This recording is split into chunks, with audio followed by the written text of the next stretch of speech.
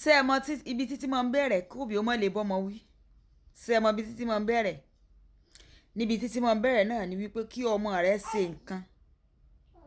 kó ṣe tí ò dáa publicly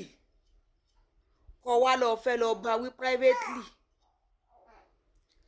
ọ̀ ṣe mí o wọ́n padà bàtà rẹ jẹ́ ni ọmọ rẹ ṣe tí ò dáa ọgbìjà rẹ publicly ó lọ ń bá a wí lẹ́yìn ní private wípé o ò fẹ́ kí àwọn ọ̀rẹ́ rẹ ó mọ̀ kí wọ́n bá máa fi ṣe yẹ̀yẹ́ ẹkún rẹ ìṣèjọ́ náà ó padà sùn lásùn sọmọ àwọn ẹkún tẹ́yìn ó sùn tọ́rùn owó ọ̀ tó jẹ́ pé àti mégan yóò wá rí bákan bẹ́ẹ̀ ni ó sì padà jẹ́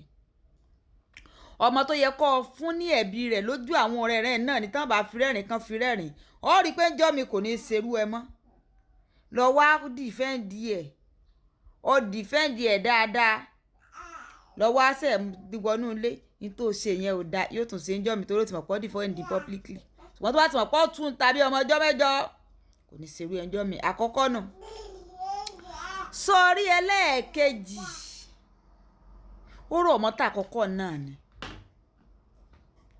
tí òbí bá ti lè ní tí ó bá ti lè sọ ìbáwí nù lórí ọmọ ọlọ́ọ̀sẹ̀ nǹkan rẹ̀ fún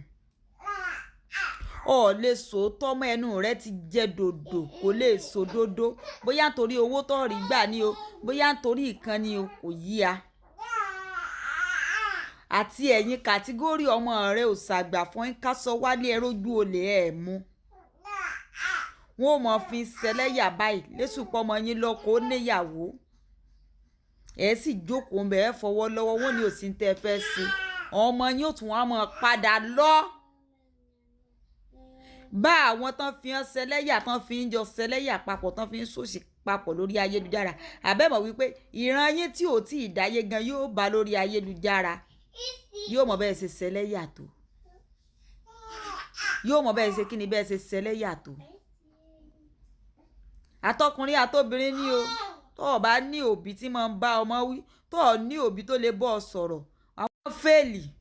kò sí bọ́ ọ ṣe lè dàgbà tó òbí rẹ gbọ́dọ̀ lè bá ọ sọ̀rọ̀ wọn ò lè bá ọ sọ̀rọ̀ ọ lóbì ẹ̀yin náà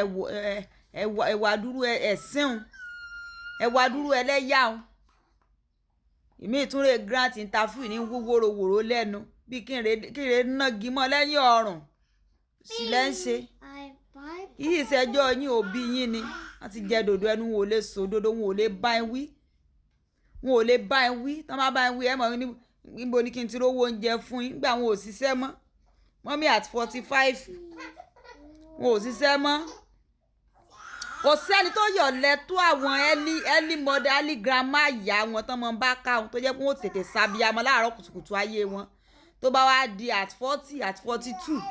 wọ́n ti di grandma kò sẹ́ni tó yọ̀lẹ́ tó many of them wọ́n ya ọ̀lẹ ẹ má lọ tún wá àwọ̀ yìí ṣe kẹ́ tó mọ̀ ṣẹ̀sìn ìyà kiri wọ́n jí kẹ́ rí iná.